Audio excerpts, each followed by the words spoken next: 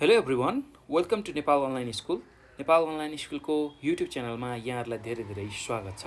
आज हामी कक्षा 12को सामाजिक अध्ययन तथा जीवनोपयोगी शिक्षाको नमुना प्रश्नपत्रहरू लिएर आएका छौँ र नमुना प्रश्नपत्र र त्यसको उत्तरहरू पनि हामीले यो भिडियोमा हेर्नेछौँ र हामीले विशेष गरेर यो प्रश्नपत्र र त्यसको उत्तरहरू हेर्नु अगाडि केही कुराहरू बुझ्नुपर्ने हुन्छ। हाम्रो परीक्षामा कसरी चाहिँ प्रश्नहरू सोधिन्छ त्यो प्रश्नहरूको प्याटर्न हामीले बुझ्नुपर्ने पर्छ र त्यसलाई कसरी समाधान गर्न सकिन्छ त्यो कुराको बारेमा हामी थोरै चर्चा गरौँ र हामी हाम्रो प्रश्न र उत्तरहरूलाई हेरौँ है त। र हामीसँग जम्मा जम्मी विशेष गरेर तीनवटा समूह क, समूह ख र समूह ग गरी तीनवटा समूहमा चाहिँ प्रश्नहरू सोध्ने गर्छ र समूह कमा हामीसँग 11वटा प्रश्नहरू हुन्छ, समूह खमा 8वटा र समूह गमा हामीसँग 3वटा प्रश्नहरू हुन्छ र समूह कको चाहिँ 11वटा प्रश्नमा चाहिँ 1 अङ्क अथवा 1 मार्क्स ल्याउने खालको त्यस्तो खालको प्रश्नहरू हुन्छ। त्यसै गरी समूह खमा चाहिँ 5 मार्क्स ल्याउनेवाला 8वटा अथवा 8वटा प्रश्नहरू हुन्छ र समूह गमा 8 मार्क्स ल्याउनेवाला 3टा प्रश्नहरू हुन्छ।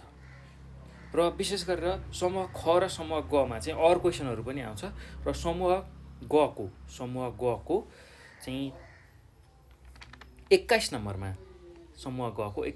अर क्वेसनवाला आउँछ, अर्थात् लामो क्वेसनमा एउटा अर क्वेसन आउँछ। त्यसै गरी समूह खको 12 नम्बर र 19 नम्बर यो दुईटामा पनि अर क्वेसनहरू आउँछ।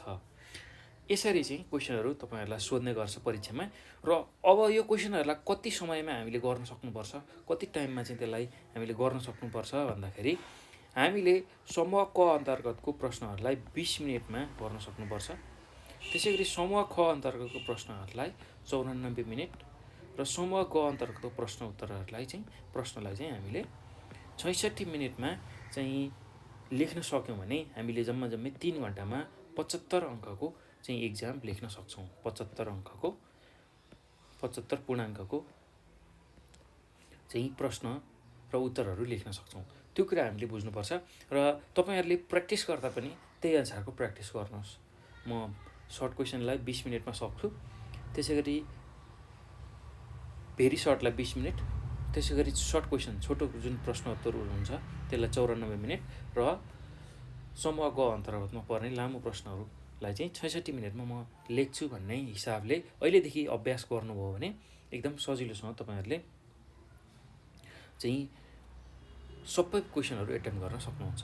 त्यो कुरा बुझ्नु होला र यति कुरा तपाईँहरूको जानकारीको लागि मैले गराएँ र सबै नमुना प्रश्नपत्रहरू जुन हामीले यहाँ गराएको छौँ नेपाल अनलाइन स्कुलको युट्युब च्यानलमा भएको सबै नमुना प्रश्नपत्रहरू तपाईँहरूले हेर्नुभयो, पढ्नुभयो भने पक्कै पनि तपाईँहरूले आउँदो एक्जाम एकदमै राम्रो गर्न सक्नुहुन्छ। आउँदो जुन बोर्ड एक्जाम छ 12को सामाजिक अध्ययन तथा जीवनोपयोगी शिक्षाको, त्यसमा 100% मार्क्स ल्याउन सक्नुहुन्छ। एकदम राम्रो मार्क्स, राम्रो ग्रेडिङ ल्याउन सक्नुहुन्छ है त।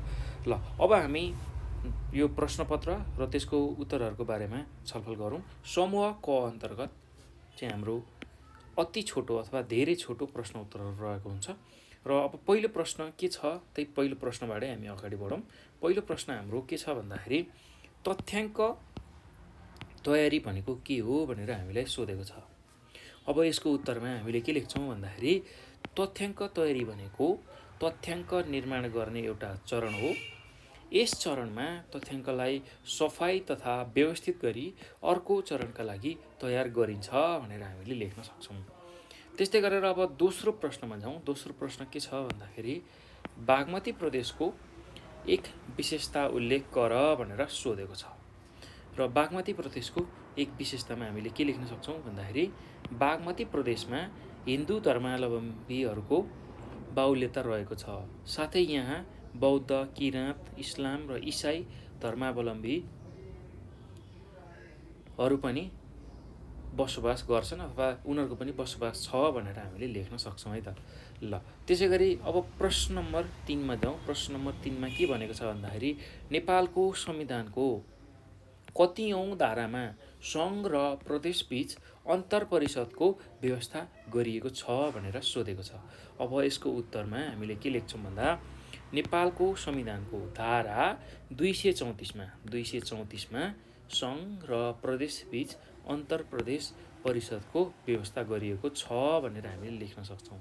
अब प्रश्न नम्बर 4मा के छ भन्दाखेरि जनसङ्ख्याको हिसाबले सबैभन्दा कम जनसङ्ख्या भएको प्रदेश कुन हो भनेर सोधेको छ र जनसङ्ख्याको हिसाबले चाहिँ सबैभन्दा कम जनसङ्ख्या भएको प्रदेश भनेको कर्णाली प्रदेश हो भनेर हामीले लेख्न सक्छौँ।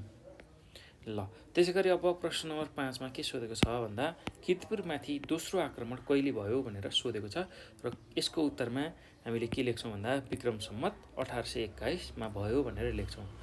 पृथ्वीनारायण शाहले किर्तिपुरमाथि दोस्रो आक्रमण चाहिँ 1821मा विक्रम सम्वत 1821मा गरेका थिए भनेर पनि लेख्न सक्नुहुन्छ।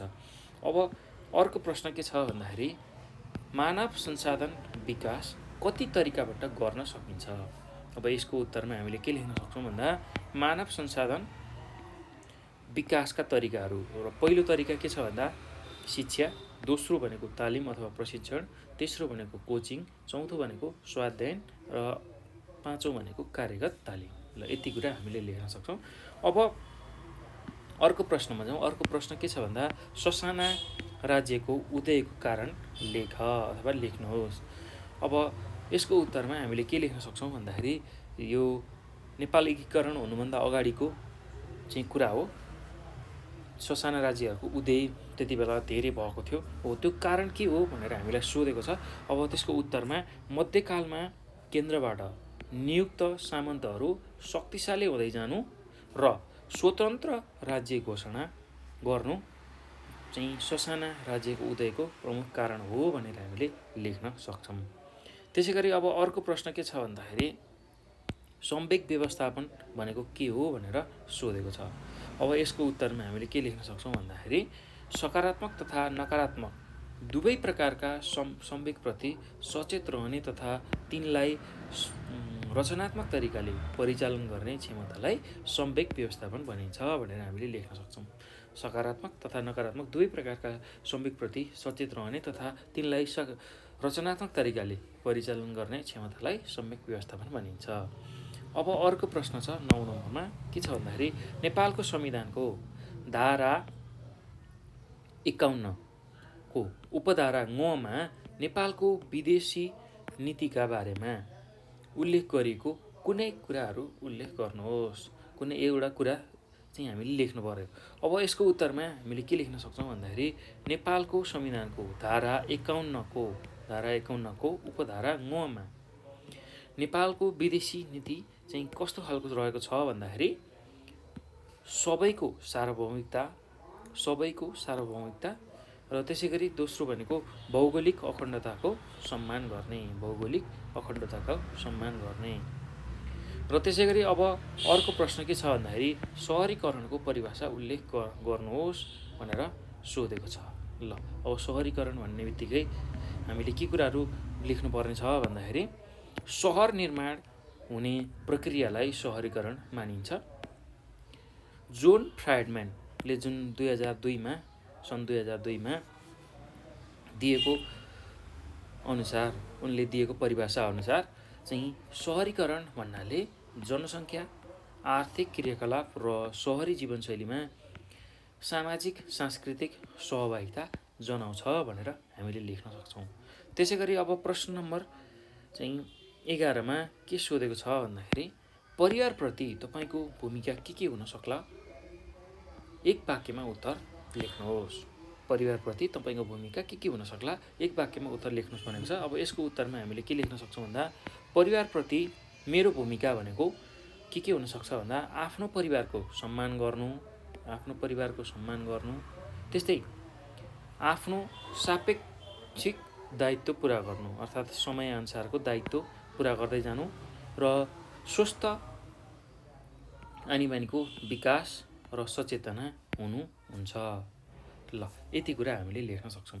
अब यो सँगसँगै समूह क को सबै प्रश्न उत्तरहरू हामीले हेऱ्यौँ। अब समूह ख अन्तर्गत चाहिँ छोटो प्रश्न उत्तरहरू रहेको छ हामीसँग र प्रत्येक प्रश्नको 5 अङ्क हामीलाई प्राप्त हुन्छ र हामीसँग 8वटा प्रश्नहरू रहेका छन्। जम्मै हामीसँग चाहिँ 40 अङ्कको चाहिँ समूह ख को प्रश्नहरू रहेको हुन्छ।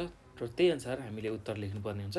अब पहिलो प्रश्नबाट सुरु गरौँ, 12बाट। प्रश्न नम्बर 12मा के दिएको छ भन्दा दिएको तालिकाबाट मध्यक पत्ता लगाउनुहोस् र मध्यक भनेको मिन पत्ता लगाउनुहोस् भनेर सोधेको छ।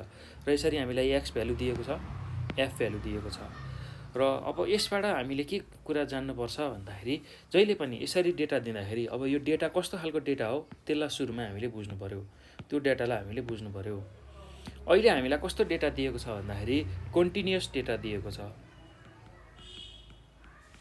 कन्टिन्युअस डेटा दिएको छ अर्थात् यसरी 0 देखि 10, 10 देखि 20 यसरी चाहिँ डेटा दियो, एउटा रेन्जमा डेटा दियो भने त्यसलाई हामी कन्टिन्युअस डेटा भनेर भन्छौँ। र यस्तो बेलामा मिन अथवा मध्यक निकाल्न सर्वप्रथम हामीलाई चाहिँ फर्मुला थाहा हुनुपर्छ। र कन्टिन्युअस डेटामा मिन निकाल्ने फर्मुला मिनलाई हामी एक्स बार भन्छौँ, summation fm divide by n हुन्छ। र एफ भनेको फ्रिक्वेन्सी हो, र एम भनेको मिड भ्यालु हो, र एन भनेको नम्बर अफ आइटम्स अर्थात् कतिवटा त्यहाँ चाहिँ सङ्ख्या छ त्यो सङ्ख्यालाई हामीले बुझ्नुपर्ने हुन्छ। र अब यति कुरा यो फर्मुला थाहा भइसकेपछि अब त्यही अनुसार हामीले एउटा चाहिँ टेबल बनाउँछौँ। र टेबल बनाउँदाखेरि हामीलाई एक्स भ्यालु दिएको हुन्छ, एफ भ्यालु हामीसँग हुन्छ। यो प्रश्नले दिएको हुन्छ यो दुईवटा चिज। अब यसबाट हामीले मिड भ्यालु निकाल्नु पर्ने छ अर्थात् बिचको भ्यालु कसको भन्दाखेरि 0 देखि 10 जुन इन्टरभल छ 0 देखि 10 यो इन्टरभलको मिड भ्यालु हामीले पत्ता लगाउनु पर्यो। मिड भ्यालु अर्थात् बिचको भ्यालु निकाल्न हामीले जहिले पनि lower limit plus upper limit divide by 2 गर्छौँ। अब जहिले पनि हामीले के बुझ्नुपर्छ भन्दाखेरि यो जुन अगाडिको जुन भ्यालु छ यो भनेको जहिले पनि लोअर लिमिट हुन्छ र यो पछाडिको भनेको जहिले पनि अप्पर लिमिट हुन्छ। हो, यो लोअर लिमिट र अप्पर लिमिटलाई जोडेर 2 ले भाग गऱ्यो भने मिड भ्यालु आउँछ। जस्तै कि अहिले के छ भन्दा हाम्रो लोअर लिमिट भनेको 0 छ, 0 प्लस अब अप्पर लिमिट कति छ 10, 0 प्लस 10 डिभाइड बाई 2 भनेको 0 प्लस 10 भनेको 10 भयो।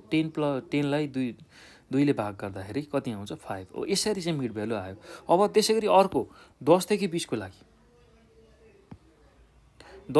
को लागि कति हुन्छ भन्दाखेरि 10 plus 20 divide by 2 mid value भनेको 10 प्लस 20 भनेको 30मा 2 ले भाग गर्दाखेरि 15 यसरी चाहिँ मिड भ्यालु आउँछ। त्यसै गरी 20 देखि 30 निकाल्न 20 प्लस 30 50लाई 2 ले भाग गऱ्यो भने 25।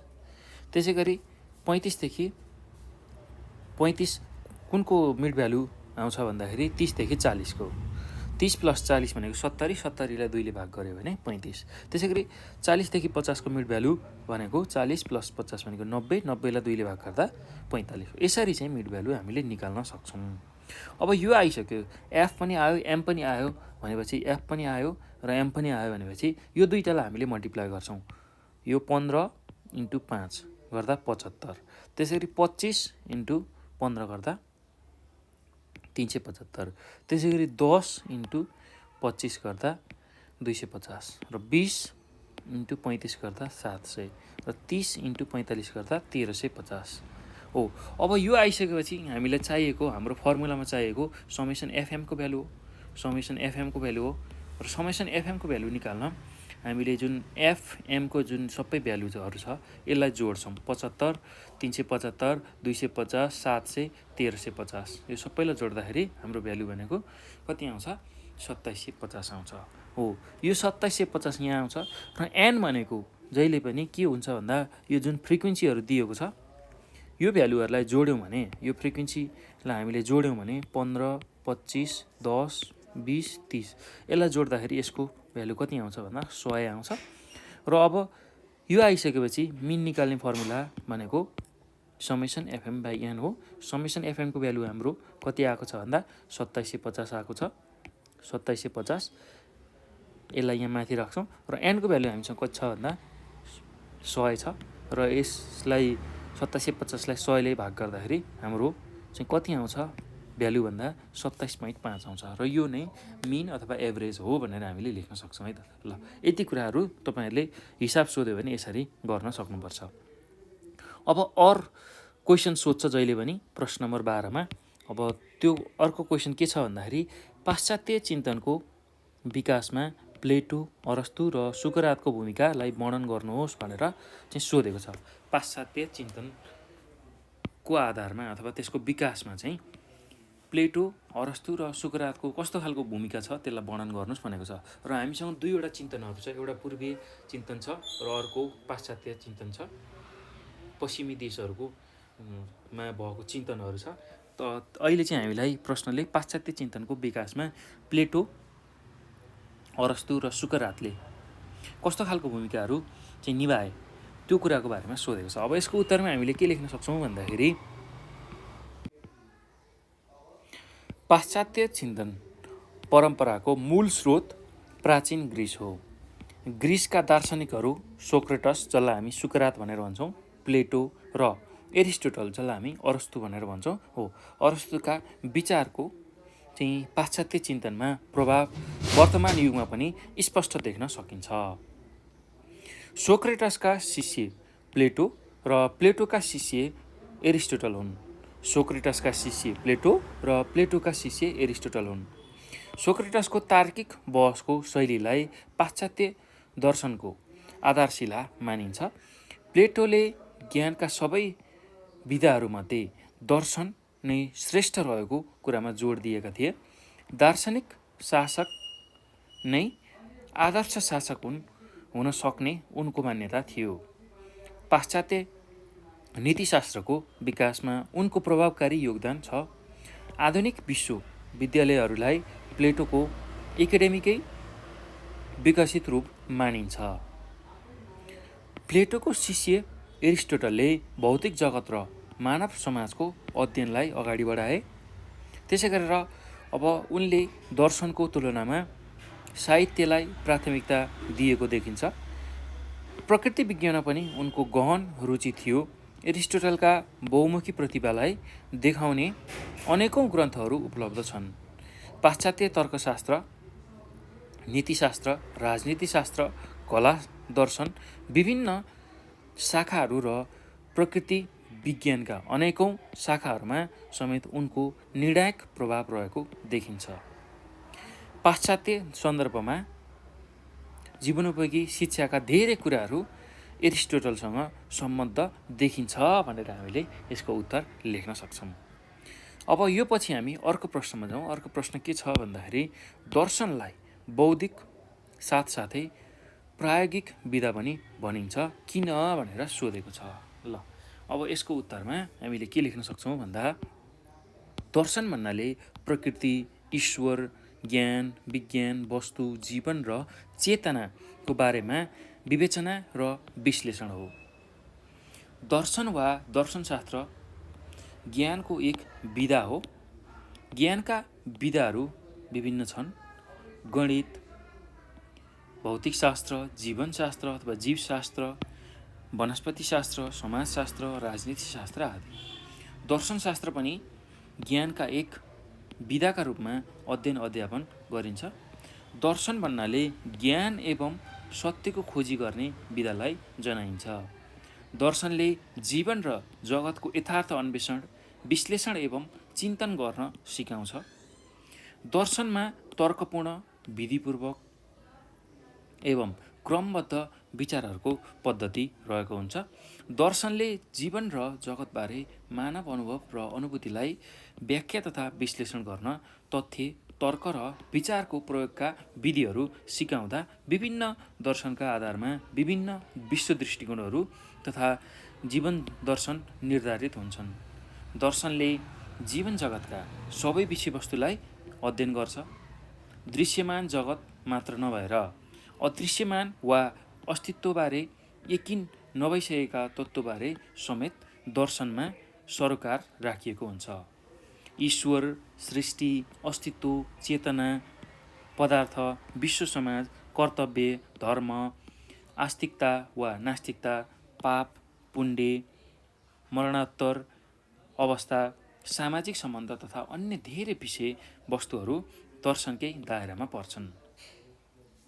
यति मात्र नभई तत्त्वविज्ञान वा तत्त्वमीमांसा, ज्ञानमीमांसा वा प्राणी विज्ञान वा प्राणमीमांसा, सत्त्वमीमांसा आदि सबै कुराहरू दर्शनमै पर्ने हुँदा पनि दर्शनलाई बौद्धिक साथसाथै प्रायोगिक विद्या पनि भनिन्छ भनेर हामीले उत्तर लेख्न सक्छौँ। ल, यति कुरा चाहिँ तपाईँहरूले यस्तो खालको प्रश्न सोध्यो भने यसरी उत्तर लेख्न सक्नुहुन्छ।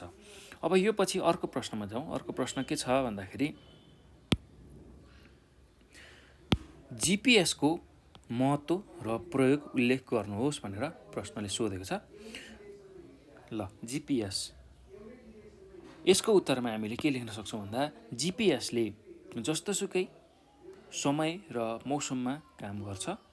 यो उपकरण जल, स्थल र हवाई यात्राका लागि उपयोग हुन्छ। जिपिएसका धेरै प्रयोगहरू छन्। यसका 5 प्रकारका प्रयोगहरूलाई प्रमुख मानिन्छ। र पहिलो प्रमुख के छ भन्दाखेरि यसको स्थान। अब यसमा के कुराहरू हामीले लेख्नुपर्ने हुन्छ, किन आवश्यक छ भन्ने कुराहरू उल्लेख गर्नुपर्ने हुन्छ। स्थानमा चाहिँ कसरी सहयोग पुर्याउँछ अब यो यसको प्रयोगले भन्दाखेरि अवस्थिति पहिचान गर्न। त्यस्तै अर्को दोस्रो भनेको नेभिगेसन, एक स्थानबाट अर्को स्थानमा जान वा पुग्न चाहिँ यसको महत्त्व छ। त्यसै गरी अनुगमन, वस्तु वा व्यक्तिलाई अनुगमन गर्नको लागि यो आवश्यक छ। त्यसै गरी अर्को भनेको नक्साङ्कन, विश्वको नक्सा तयार गर्न चाहिँ यो जिपिएस आवश्यक छ। त्यसै गरी अर्को भनेको समय, वास्तविक समय मापन गर्नको लागि यो एकदमै महत्त्वपूर्ण मानिन्छ भनेर हामीले लेख्न सक्छौँ। अब यो पछि अर्को कुरा यसमा के थप्न सकिन्छ भने यसको प्रयोग ठुला ठुला सहरहरूमा सवारी साधनमा प्रयोग गर्न सकिन्छ। यसका अतिरिक्त जिपिएस उद्योगहरूको सर्वेक्षण र नक्सा तयार गर्न, त्यसै गरी समय मापन गर्न, अवस्थिति वा स्थान पहिचान गर्न र सवारी साधनलाई नेभिगेट गर्न प्रयोग गरिन्छ भनेर हामीले यसको उत्तर लेख्न सक्छौँ।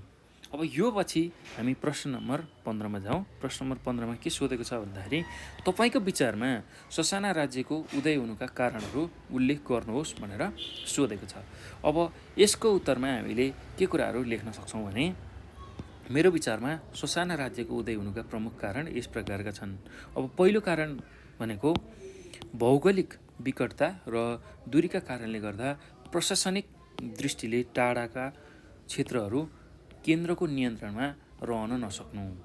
भौगोलिक विकटताको कारण चाहिँ अब धेरै टाढा टाढा त्यति दूरी हुँदाखेरि प्रशासनिक जुन काम हुनुपर्ने हो त्यो ठाउँमा सबै ठाउँमा प्रशासनिक काम गर्न सजिलो होस् भन्ने हिसाबले चाहिँ सासाना राज्यहरू चाहिँ बनाइएको हुनसक्छ, अथवा एउटा केन्द्रबाट अरू केन्द्रमा सञ्चालन गर्न चाहिँ सजिलो होस् भनेर चाहिँ यसरी ससाना राज्य बनेको अथवा उदय भएको हुनसक्छ।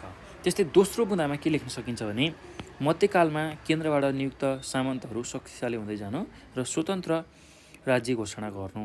त्यसै गरी तेस्रो बुँदामा के लेख्न सकिन्छ भने राजपरिवार, भारदारहरू र राजाको बीचको द्वन्द्वले गर्दा दरबारमा अविश्वास र षड्यन्त्र हुन थाल्यो, जसले गर्दा केन्द्रीय प्रशासन कमजोर हुँदै गयो र साना साना चाहिँ राज्यहरू उदय हुँदै गए भनेर हामीले लेख्न सक्छौँ। र अर्को भनेको साना राज्यको ठुलो र शक्तिशाली बन्ने महत्त्वाकांक्षाको कारण आपसी भिडन्तले पनि राज्य कमजोर भएका थिए र जसले गर्दा सानसाना चाहिँ राज्यहरू चाहिँ उदय भयो भनेर हामीले लेख्न सक्छौँ। अब यो पछि प्रश्न नम्बर 16 मा जाउँ। प्रश्न नम्बर 16 मा के सोधेको छ भन्दा अपाङ्गता भएका व्यक्तिलाई दया होइन सहयोग र सम्मानको खाँचो छ।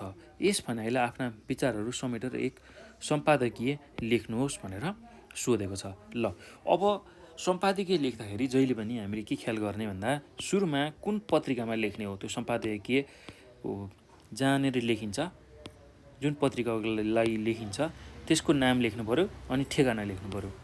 जस्तै कि अहिले मैले चाहिँ नयाँ पत्रिकाको लागि सम्पादकीय लेखेँ भने अब त्यसको ठेगाना चाहिँ त्रिपुरेश्वर काठमाडौँ भनेर यसरी लेख्नुपर्ने हुन्छ। अब के कुराहरू उल्लेख गर्ने भन्दाखेरि हाम्रो प्रश्न के छ त्यही प्रश्नलाई चाहिँ सुहाउने खालको उत्तर हामीले लेख्नुपर्ने हुन्छ सम्पादकीय लेख्दाखेरि। अब हेर्नुहोस् त, के कुराहरू उल्लेख गर्न सकिन्छ भन्दाखेरि अपाङ्गता भएका व्यक्तिलाई दया होइन सहयोग र सम्मानको खाँचो छ। यस पाइनालाई चाहिँ यो विचारहरूलाई समेटेर एउटा सम्पादकीय लेख्नुहोस् भनेको छ। त्यसमा के कुराहरू लेख्न सकिन्छ भने नेपाली साहित्य क्षेत्र होस् वा हिमाल चढ्ने साहसिक काममा, सामाजिक क्षेत्रमा होस् या शिक्षा र स्वास्थ्यका क्षेत्रमा अपाङ्गता भएका व्यक्तिले पुर्याएका योगदान उच्च छ। त्यसैले उनीहरूलाई दया र कठैबरा भन्नुको साटो अवसर दिएर निकै ठुला काम गर्न दिन सकिन्छ। उनीहरूलाई सहयोग र सम्मानका साथ शिक्षा, स्वास्थ्य तथा रोजगारीमा समान पहुँच, त्यसै गरी अपाङ्ग मैत्री संरचना र कानुन, विशेष सामाजिक सुरक्षा, पुनःस्थापना, सामाजिक भेदभावबाट मुक्ति, निर्णय प्रक्रियामा अपाङ्गता भएका व्यक्तिको सहभागिता जस्ता विषयलाई आत्मसात गरी स्रोत साधन लगायतका आवश्यक कुराको प्रबन्ध गर्दै क्रमशः कार्यान्वयनमा लैजानु पर्छ। त्यसैले अपाङ्गता भएका व्यक्तिलाई दया माया होइन सहयोग र सम्मानको खाँचो छ भनेर यति कुराहरू समेटेर चाहिँ एउटा सम्पादकीय तयार गर्न सकिन्छ। ल, यति कुराहरू तपाईँहरूले लेख्न सक्नुहुन्छ है त परीक्षामा आयो भने। अब अर्को प्रश्न के छ भन्दाखेरि प्रश्न नम्बर 17मा लैङ्गिक समावेशिताको मूलभूत विषयहरू के हुन् छोटकरीमा कुनै एकको व्याख्या गर्नुहोस् भनेर सोधेको छ। लैङ्गिक समावेशिताको मूलभूत विषयहरू के रहेका छन् त्यो मध्येमा कुनै एउटाको व्याख्या हामीले गर्नुपर्ने छ। अब यसको उत्तरमा हामीले के लेख्न सक्छौँ भन्दा लैङ्गिक समावेशिताको विषयलाई उठान गर्दा लैङ्गिक समानता तथा समता, महिला सशक्तिकरण र लैङ्गिक समानता तथा समता, महिला सशक्तिकरण र लैङ्गिक मूल प्रवाहीकरण गरी मुख्य 3वटा विषयलाई चाहिँ हामीले दृष्टिगत गरिन्छ। लैङ्गिक समानता र समता, महिला सशक्तिकरण र लैङ्गिक मूल प्रवाहीकरण, यो 3वटा कुरा लैङ्गिक समानता र समता, महिला सशक्तिकरण र लैङ्गिक मूल प्रवाहीकरण, यो 3टा चाहिँ कुराहरूलाई विशेष गरेर दृष्टिगत गरिन्छ। र अब अहिले हामीले यहाँ के कुराको बारेमा चाहिँ व्याख्या गर्छौँ भन्दाखेरि लैङ्गिक मूल प्रवाहीकरण। अब तपाईँहरूले लैङ्गिक समानता र समताको बारेमा पनि लेख्न सक्नुहुन्छ अथवा महिला सशक्तिकरणको बारेमा पनि लेख्न सक्नुहुन्छ है त। मैले चाहिँ अहिले लैङ्गिक मूल प्रवाहीकरणको बारेमा चर्चा गर्दैछु। अब यसमा के कुराहरू लेख्न सकिन्छ भन्दाखेरि महिला सशक्तिकरणका माध्यमबाट महिलालाई लैङ्गिक मूल प्रवाहीकरणमा ल्याउनु नै लैङ्गिक समावेशिताको गन्तव्य हो। महिला सशक्तिकरणका माध्यमबाट चाहिँ लैङ्गिक मूल प्रवाहीकरणमा ल्याउनु नै लैङ्गिक समावेशिताको गन्तव्य हो। लैङ्गिक विभेदलाई सम्बोधन गर्ने गरी विकास नीति, कार्यक्रम र कार्यविधि तर्जुमा एवं कार्यान्वयन पुनरावलोकन गर्ने प्रक्रियाको रूपमा पनि लैङ्गिक मूल प्रवाहीकरणलाई लिन सकिन्छ। महिलाको क्षमता विकास, चेतनाको स्तरमा वृद्धि र आर्थिक नियन्त्रण, त्यसै गरी क्षमताको विकासले मूल प्रवाहीकरण अन्तर्गतका विषयहरूको विकासमा मुद्दा, नीति तथा कार्यहरूमा महिलाहरूको इच्छा, अनुभव एवं दूरदर्शिता जस्ता पक्षहरू समावेश गरिन्छ। यसलाई लैङ्गिक मैत्री शासन, जसलाई हामी जेन्डर रेस्पोन्सिभ गभर्नेन्स भनेर भन्छौँ हो, जुन चाहिँ शासकीय प्रक्रियामा लैङ्गिक मूल प्रवाहीकरणबाट नै हासिल गरिन्छ भनेर यसरी लेख्न सकिन्छ है त। ल, यति कुराहरू तपाईँहरूले यसको उत्तरमा लेख्न सक्नुहुन्छ। अब यो पछि अर्को प्रश्नमा जाउँ। अर्को प्रश्न के छ भन्दाखेरि क्षेत्रीय पहिचान कसरी गर्न सकिन्छ छोटकरीमा उल्लेख गर्नुहोस्। क्षेत्रीय पहिचान कसरी गर्न सकिन्छ छोटकरीमा उल्लेख गर्नुहोस्।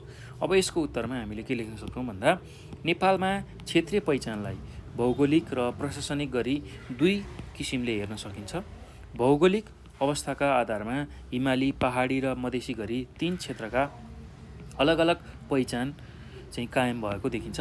प्रत्येक क्षेत्रमा खास जनजाति तथा संस्कृतिका मानिसहरू बसोबास गर्छन्।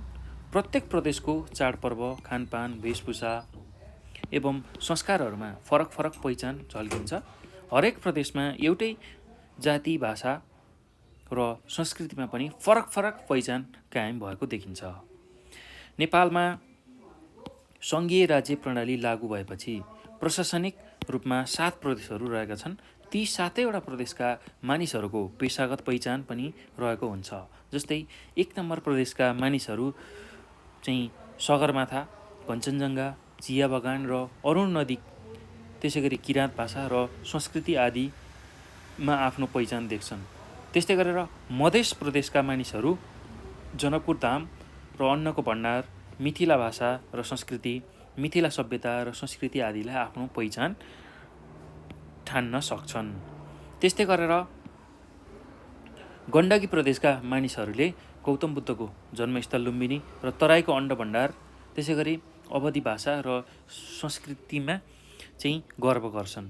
त्यस्तै गरेर अब कर्णाली प्रदेशको पहिचान भनेको जुम्लाको मार्सीदान, जडीबुटी र सिजा सभ्यतालाई चाहिँ आफ्नो पहिचानको रूपमा लिन्छन् कर्णाली प्रदेशका मान्छेहरू। भने सुदूरपश्चिमका मानिसहरू चाहिँ विशेष गरेर थारू सभ्यता र संस्कृति, महाकाली नदी र देउडा संस्कृति आदिमा आफ्नो पहिचान ठान्दछन्। त्यसै गरी अब हरेक क्षेत्रको आफ्नो जातिगत, भाषिक, सांस्कृतिक, भौगोलिक आदिको आधारमा पहिचान रहने गर्छ र हामी क्षेत्रीय पहिचान यसरी गर्न सक्छौँ भनेर हामीले लेख्न सक्छौँ। ल, यति कुरा तपाईँहरूले यसको उत्तरमा लेख्नु होला। अब प्रश्न नम्बर 19मा जाउँ। प्रश्न नम्बर 19मा के सोधेको छ भन्दा किशोर किशोरीका लागि यौन तथा प्रजननको विषय अधिकार र कर्तव्य दुवै हो, यस भनाइलाई पुष्टि गर्नुहोस् भनेको छ। अब यसको उत्तरमा हामीले के लेख्न सक्छौँ भन्दा मानव जीवनको विभिन्न अवस्थामध्ये बाह्य अवस्थापछि लगत्तै एउटा रमाइलो चाहिँ अवस्था सुरु हुन्छ, बाल्य अवस्था। हाम्रो मानव जीवनको विभिन्न अवस्थामा जुन बाल्य अवस्था छ, मध्ये बाल्य अवस्था है, यो बाह्य होइन, बाल्य अवस्था हो। बाल्य अवस्था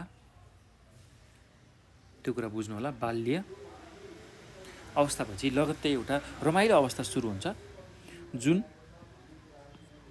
बाल्य अवस्था पुरा भएको तर वयस्क अवस्थामा प्रवेश नगरेको 10 देखि 19 वर्षको उमेर समूहको किशोर किशोरीहरू हुनुहुन्छ, तिनीहरूलाई किशोरावस्था भनेर भनिन्छ।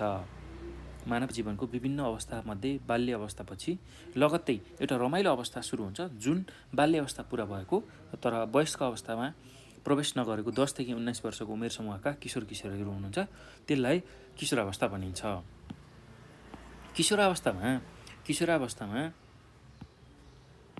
किशोरावस्थामा शारीरिक, मानसिक र सामाजिक परिवर्तन भई अन्तमा किशोर किशोरीहरू वयस्क अवस्थामा प्रवेश गर्छन्।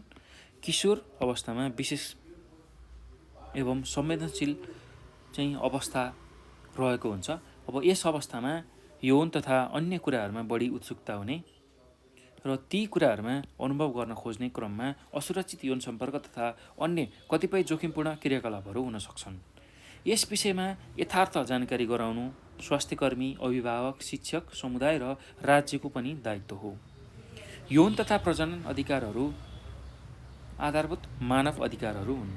मानवले पाउनुपर्ने आधारभूत स्वतन्त्रता र मानव सम्मान नै मानव अधिकारको रूपमा परिभाषित गर्न सकिन्छ।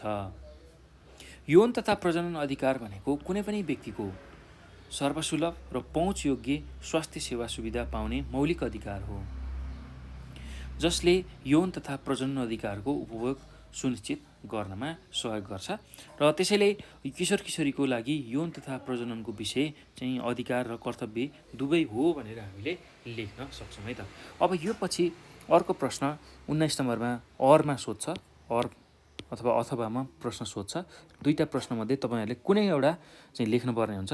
र अर्को प्रश्न के रहेको छ भन्दाखेरि नेपाल चीन बीचको राजनैतिक सम्बन्ध उल्लेख गर्नुहोस् भनेर सोधेको छ। अब यसको उत्तरमा हामीले के लेख्न सक्छौँ भन्दा नेपालले औपचारिक रूपमा चीनसँग सन् 1955 देखि कूटनीतिक सम्बन्ध गरी सौहार्दपूर्ण व्यवहार गर्दै आएको छ। नेपालको चीनसँग सार्वभौम सत्ता समानता, त्यसै गरी पारस्परिक सम्मान, विश्वास, सद्भाव र समझदारीका आधारमा सम्बन्ध राख्दै आएको छ। नेपालका लागि चिनिया दूतावासका अनुसार यी दुई देशहरू एकअर्कालाई कहिल्यै धम्क्याउँदैनन्, चोट पुर्याउँदैनन् र शङ्का गर्दैनन्।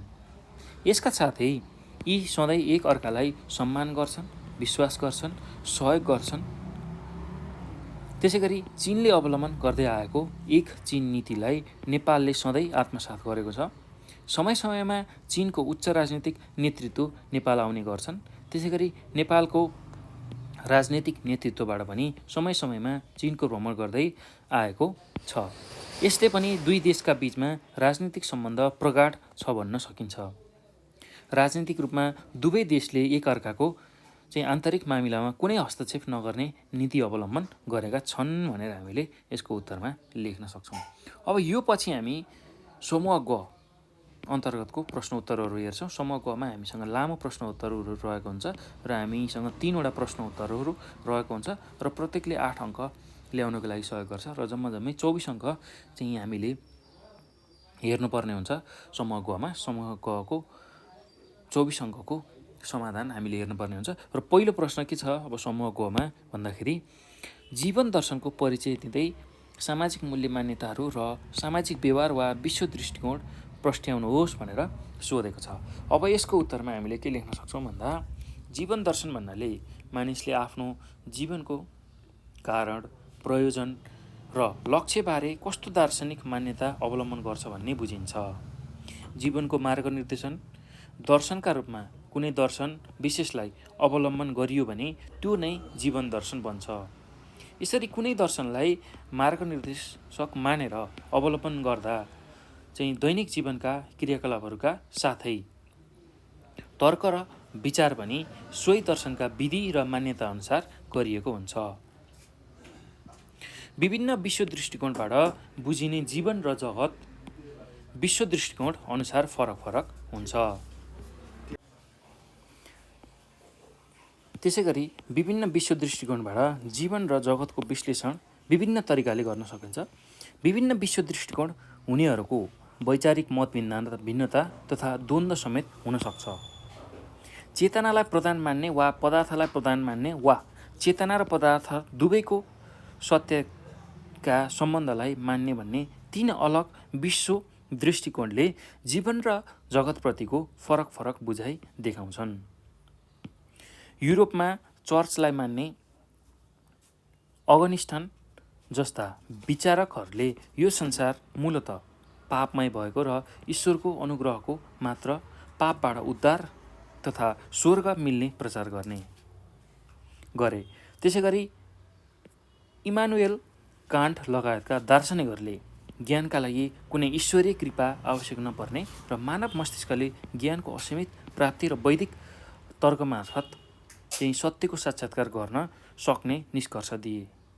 कार्ल मार्क्सले चर्चद्वारा संरक्षित एवं प्रवर्तित रिलिजनलाई लागु पदार्थ अफिमसँग तुलना गरे र पदार्थवादी वा भौतिक विश्व दृष्टिकोणबाट जीवन र जगतको व्याख्या गरे। अगस्टिनको विश्व दृष्टिकोणले मानिसलाई कुनै चर्चसँग आबद्ध भएर विश्वासी बन्न सिकायो। त्यसै गरी कान्टको विश्व दृष्टिकोणले मानिसलाई बुद्धिको अधिकतम प्रयोग गरी विज्ञानको बाटोमा अघि बढ्न उत्प्रेरणा जगायो। मार्क्सको विश्व दृष्टिकोणले मानिसलाई विद्रोह र क्रान्ति गर्न भन्यो। त्यसै गरी अगस्टिन, कान्ट र मार्क्सभन्दा धेरै शताब्दी पहिलेका दार्शनिक ऋषि कपिलले चेतना र पदार्थको संयोजनलाई सृष्टिको कारण मान्ने साङ्ख्य दर्शनको सूत्र ग्रन्थमा लेखेको पाइन्छ। साङ्ख्य दर्शन एवं त्योसँग मिल्दो विश्व दृष्टिकोण हुने योग, न्याय, वैश्विक मीमांसा र वेदान्त दर्शनले ज्ञान, भक्ति र कर्मका समन्वयमा जोड दिन्छन्। एउटा सार्वभौम सत्ता सम्पन्न देशभित्रका अनेक जाति, प्रजाति, भाषाभाषीहरू सबैको साझा राष्ट्रियता मानेको हामीले पाउन सक्छौँ। सहृदयता दर्शनले समाजमा विविधता हुनु स्वाभाविक हो भन्ने धारणा बनाउँछ। यस्तो धारणाले विविधताहरूका बीचमा समान र साझा कुराहरू खोज्ने प्रवृत्ति गराउँछ अथवा जगाउँछ भनेर हामीले यसको उत्तर लेख्न सक्छौँ है त। अब यो पछि हामी अर्को प्रश्नमा जाउँ। त्यसै गरी अब 21 नम्बरको प्रश्नमा के छ भन्दाखेरि नेपाल एकीकरणमा बहादुर शाह र राजेन्द्र लक्ष्मीको योगदानको चर्चा गर्नुहोस् भनेर प्रश्नले सोधेको छ। अब यसमा हामीले के लेख्न सक्छौँ भन्दाखेरि पृथ्वीनारायण शाहको मृत्युपछि उनका जेठा छोरा प्रताप सिंह शाहले नेपाल एकीकरणलाई अघि बढाए। उनको पाल्पामा विजयपुर फिर्ता गर्न चाहिँ बुद्धिकर्ण राईले गरेको प्रयासलाई असफल पारियो। विक्रम सम्वत 1834मा 26 वर्षकै उमेरमा प्रताप सिंह शाहको मृत्यु भयो। त्यसपछि उनका 2.5 वर्षका नाबालक छोरा रणबहादुर शाह राजा भए। नाबालकले शासन गर्न नसकेपछि रणबहादुर शाहका काका बहादुर शाह र आमा राजेन्द्र लक्ष्मीले राज्य गरे। केही महिनामा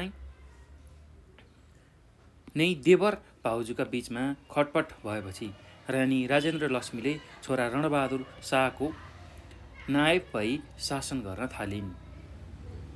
यसैबीच राजेन्द्र लक्ष्मीको पनि मृत्यु भयो। भारतमा निर्वासनमा रहेका बहादुर शाह भाउजू राजेन्द्र लक्ष्मीको मृत्युपछि नेपाल आएर 10 वर्षका नाबालक भतिज रणबहादुर शाहको नायब भई शासन गर्न थाले। उनले पनि नेपालमा धेरै भूगोलको एकीकरण गरे। बहादुर शाहको नेपालको विशेष गरेर पश्चिमतर्फको भागलाई एकीकरण गर्न ठुलो भूमिका रहेको छ र उनले चाहिँ नेपालको पश्चिमतर्फको ठुलो भूभाग नेपालमा मिलाएका थिए। उनले पाल्पा जस्तो शक्तिशाली राज्यसँग लड्नभन्दा आफ्नो पक्षमा मिलाएर सहयोग लिने निर्णयले यसका लागि उनले पाल्पाकी राजकुमारीसँग विवाह गरे। त्यसपछि पश्चिम नेपाल एकीकरण गर्न पाल्पामा चुपचाप बसे। नेपालको अधीनता स्वीकार गरिसकेका राज्य र नेपालमा मिलाइएका राज्य तथा त्यहाँका जनताको सुरक्षाको व्यवस्था मिलाए, जसले गर्दाखेरि उनलाई जनसमर्थन प्राप्त भयो र विद्रोहको सम्भावनाको अन्त्य भयो र बाँकी राज्य एकीकरण अभियानमा केन्द्रित हुन पनि उनलाई सहज भयो। यसरी बहादुर शाहले आफ्नो 9 वर्षको नायबी कालमा नेपालको सिमाना कुमाउँ गढवालसम्म पुर्याए भनेर हामीले लेख्न सक्छौँ है त। र यति कुरा तपाईँहरूले यसको उत्तरमा लेख्न सक्नुहुन्छ। अब लामो प्रश्न उत्तर अन्तर्गत 21 नम्बरको प्रश्नमा जहिले पनि हामीलाई अथवा यसरी अर्को प्रश्न पनि सोध्ने गर्छ। अब अहिलेको प्रश्न हाम्रो के छ भन्दाखेरि मानव विकास भनेको के हो, यसका सूचाङ्कको व्याख्या गर्नुहोस्। मानव विकास भनेको के हो, यसका सूचाङ्कहरूको व्याख्या गर्नुहोस् भनेर सोधेको छ। ल अब यसको उत्तरमा हामीले के लेख्न सक्छौँ भन्दाखेरि सामान्य अर्थमा मानव विकास भनेको सर्वाङ्गीण विकास हो। मानिसलाई जन्मेदेखि मृत्युसम्म सफल जीवनयापनका लागि आवश्यक पर्ने सम्पूर्ण कुराहरूको प्राप्ति हुनु नै मानव विकास हो भनेर हामीले लेख्न सक्छौँ। अब मानव विकासको सूचकाङ्कहरू के हुन् भन्दाखेरि UNDP-ले सन् 1990मा मानव विकासको मापनको लागि 3 सूचकाङ्कहरूको निर्माण गराएको थियो र ती सूचकाङ्कहरू चाहिँ यस प्रकारका छन्। अब पहिलो सूचकाङ्क के छ भन्दाखेरि राम्रो जीवनका लागि आम्दानी, इन्कम फर डिक्युट लिभिङ अथवा डिक्युट लिभिङ, राम्रो जीवनका लागि आम्दानी। त्यस्तै दोस्रो भनेको शिक्षा एजुकेसन, तेस्रो भनेको मानव प्रत्याशा जसलाई हामी लाइफ एक्सपेक्टेन्सी भनेर भन्छौँ हो। यो 3टा कुरा चाहिँ मानव विकासको सूचकाङ्कको रूपमा लिएको छ। अब यसमा हामीले अझै के कुरा लेख्नुपर्ने छ भन्दा UNDP-को मानव विकास प्रतिवेदन 2020ले HDI-को मापन गुरुदबाव जसलाई हामी चाहिँ प्लानेटरी प्रेसर भनेर भन्छौँ त्यसलाई समावेश गर्नुपर्ने बताएको छ। UNDP-को मानव विकास प्रतिवेदन 2020ले HDI-को मापनमा चाहिँ गुरुदबाव जसलाई हामी प्लानेटरी प्रेसर भनेर भन्छौँ त्यसलाई पनि समावेश गर्नुपर्ने बताएको छ। यसलाई ग्रह दबाव समायोजित मानव विकास सूचक नाम दिएको छ, जसलाई छोटकरीमा PHDI भनेर भनिन्छ। त्यस्तै गरेर सन् 2020को प्रतिवेदनले संसारका सबै राष्ट्रहरूलाई मानव विकास सूचकका आधारमा 4 भागमा विभाजन गरेको छ। अर्थात् मानव विकासको सूचकलाई 0 देखि 1 को स्केलमा राखिन्छ। 0 देखि 1 को स्केलमा राखिन्छ। यदि कुनै देशको मानव विकासको सूचकको मान 0 देखि 0.8 0.800देखि 0.800देखि 1सम्म छ भने अति उच्च मानव विकास। त्यसै गरी 0.700देखि 0.799सम्म छ भने उच्च मानव विकास। त्यसै गरी 0.551देखि 0.699सम्म छ भने मध्य मानव विकास र 0.550 भन्दा कम छ भने न्यून मानव विकास भएको मानिन्छ। यसले देशका नागरिकहरूको गुणस्तरीय जीवनलाई पनि सङ्केत गर्छ। मानव विकास सूचकले मानिसको जीवनको भौतिक लगायत सबै प्रकारको गुणका बारेमा पनि व्यक्त गर्छ। त्यसै गरेर मानव विकास सूचकाङ्क निकाल्न प्रत्येक सूचकको अधिकतम र न्यूनतम अङ्क थाहा हुनुपर्छ।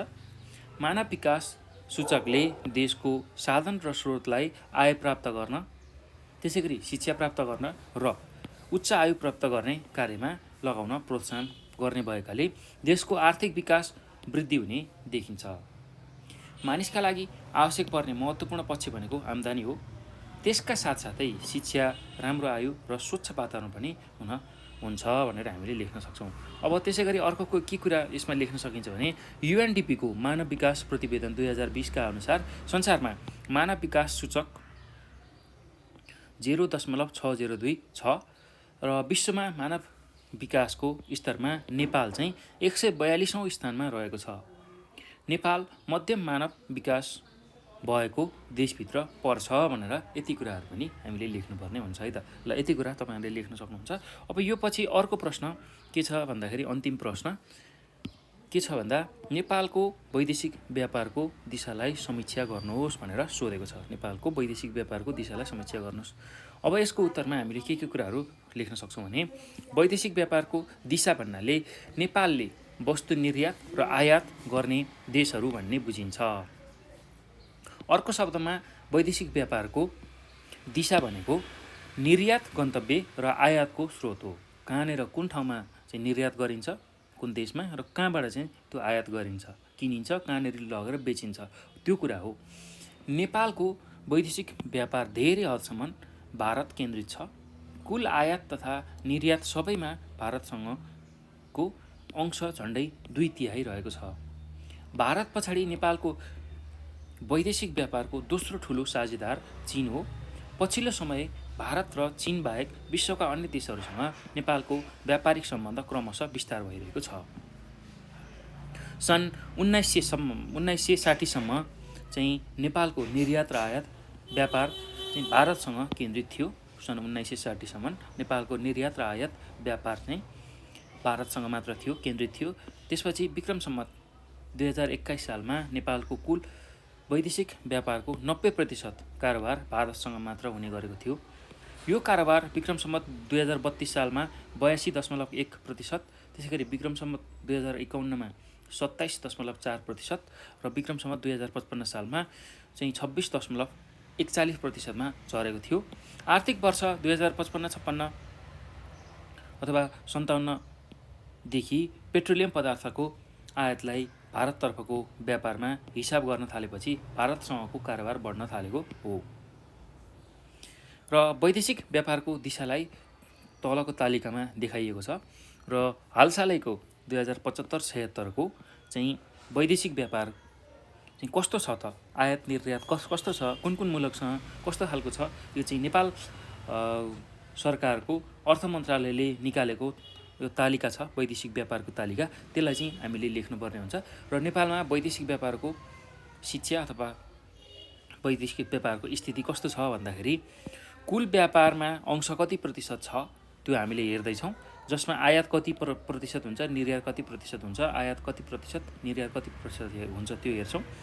र भारतसँग 2075-76 को वर्षमा चाहिँ आयात 63.5 थियो भने निर्यात 63.5 थियो। त्यसै गरी चीनसँग 2075-76 मै चाहिँ आयात 13.9% थियो भने निर्यात 12.1% थियो। त्यसै गरी अन्य मुलुकहरूसँग चाहिँ 2075-76 मा चाहिँ आयात 24.6% र निर्यात 24.4% रहेको थियो। त्यसै गरी अब 2076-77 मा आयात र निर्यात कति थियो भन्दाखेरि भारतमा चाहिँ आयात 64.9% र निर्यात 62.2%।